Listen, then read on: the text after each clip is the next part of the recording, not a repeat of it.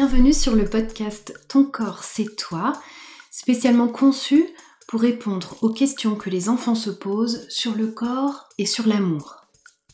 Je m'appelle Maëlle et aussi étonnant que cela puisse paraître, mon métier c'est de parler avec les enfants du corps et de l'amour. La question du jour, c'est quoi les règles ? Ce sujet des règles a beau concerner directement le corps des femmes et pas celui des hommes, je m'adresse dans ce podcast aussi bien aux garçons qu'aux filles. En effet, comprendre les règles, c'est naturel, c'est humain, c'est normal. Comprendre les règles, ce n'est pas réservé aux filles, donc que tu sois une fille ou que tu sois un garçon, tu es le bienvenu dans cet épisode. Les règles, c'est le nom qu'on donne à un saignement qui se produit environ une fois par mois dans le corps des femmes. D'où vient ce saignement ? Il vient du ventre, du bas-ventre. Vient-il de l'estomac, de l'intestin ? Non, pas du tout. Il vient d'un organe, d'un muscle qu'on appelle l'utérus.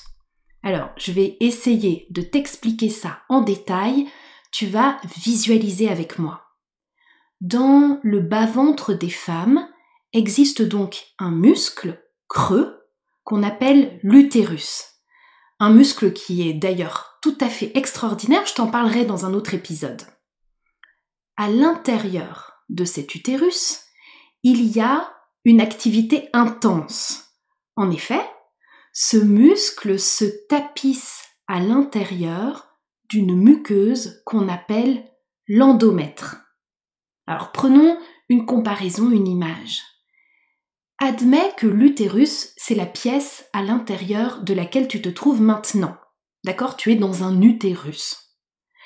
Si l'utérus est la pièce dans laquelle tu te trouves maintenant, alors l'endomètre, c'est la tapisserie à l'intérieur des murs de la pièce où tu te trouves. Mais pas n'importe quelle tapisserie.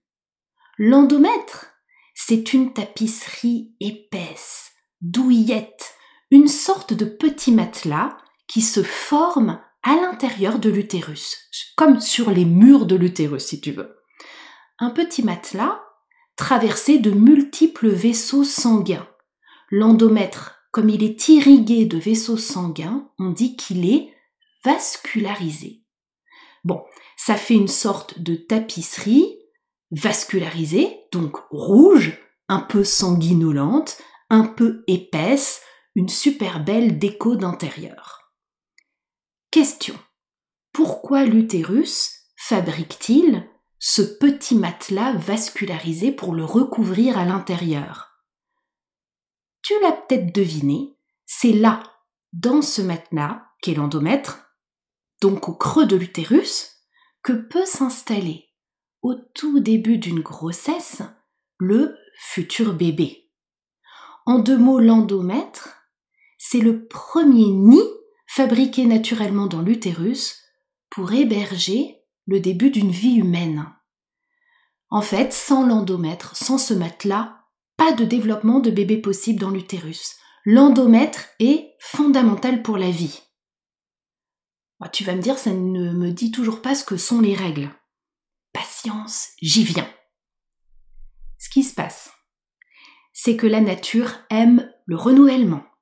Elle s'est organisée, tiens-toi bien, pour changer automatiquement ce matelas vascularisé tous les mois. Qui change sa tapisserie tous les mois dans sa chambre ? Personne.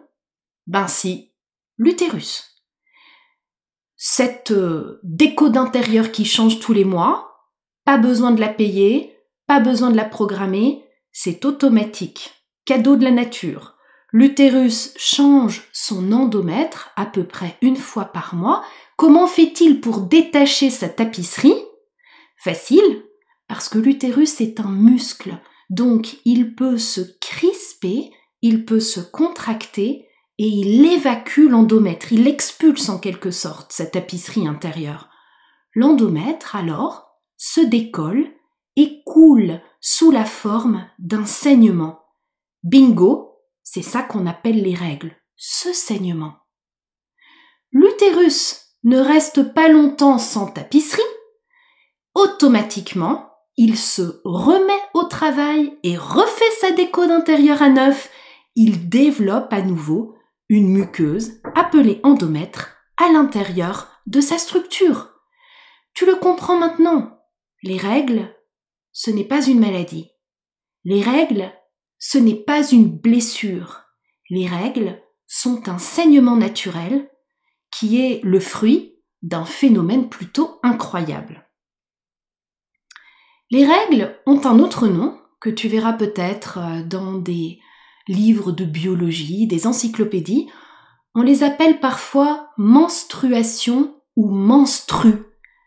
Ces mots viennent du latin, du mot mois, mensis. À quelle fréquence en fait, les règles arrivent-elles dans le corps d'une femme?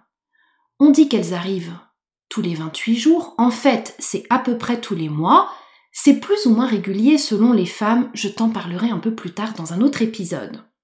Au total, environ 400 à 450 cycles de règles dans la vie d'une femme. Tu comprends? Une femme a ses règles 400 à 450 fois dans sa vie. À partir de quel âge a-t-elle ses règles? À partir de la puberté, c'est-à-dire des transformations dans le corps autour de 9, 10, 11, 12, 13 et plus tard, jusqu'à l'âge de 50 ans. À peu près à l'âge de 50 ans survient ce qu'on appelle la ménopause, qui est l'arrêt des règles. Combien de temps dure ce saignement? Ce saignement dure à peu près de 3 à 6 jours selon les femmes et pas plus d'une semaine. Quelle quantité de sang perd-on? Parce que c'est parfois une des inquiétudes qu'on peut avoir. J'ai fait des recherches et j'ai essayé de trouver une image pour que ce soit plus facile pour toi. On perd environ 50 ml de sang. Imagine un petit Suisse, tu vois les petits pots là, de petits Suisses en plastique nature. Voilà, c'est à peu près l'équivalent du contenu d'un petit Suisse, pas en une fois évidemment. Ce saignement a lieu sur plusieurs jours, tu te rappelles? Voilà. Alors, question à nouveau, par où sort ce saignement? Pas par les oreilles, pas par le nez, pas par la bouche. Les femmes dans leur corps ont un orifice, c'est-à-dire une ouverture, un trou, on dit familièrement, qui s'appelle l'orifice vaginal, le vagin. Les règles coulent par le vagin et sortent par le sexe des femmes. Concrètement, une jeune fille, une femme qui a ses règles, voit du sang, une tache de sang, dans sa culotte.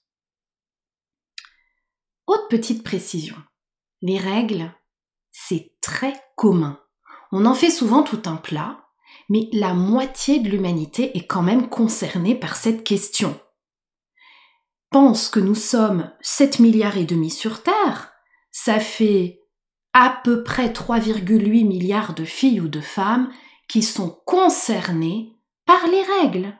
En France, il y a presque 35 millions de femmes, il y en a presque 6 millions en Belgique, il y en a 70 millions en Afrique francophone. Bref, ce n'est pas un sujet secret, ce n'est pas un sujet tabou, c'est hyper banal, hyper commun.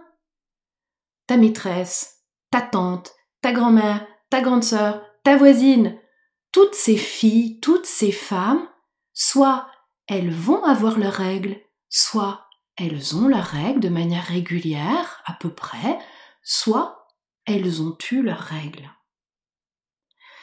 Les règles montrent que le corps se prépare à faire des bébés, que le corps est prêt pour ce qu'on appelle la procréation, c'est-à-dire faire des bébés. Ce n'est pas pour ça que l'âge auquel on a ses règles est l'âge auquel on fera des bébés, pas du tout, parce qu'en général, on a ses règles à partir de l'adolescence. Quand j'étais petite, on disait souvent à une jeune fille qui avait ses premières règles « Ah, tu deviens une femme !» Bon, tu vois, j'y réfléchis et je ne suis pas sûre qu'une jeune fille de 10 ans, de 11 ans, de 12 ans, de 15 ans, de 17 ans, qui a ses règles se sente devenir une femme automatiquement.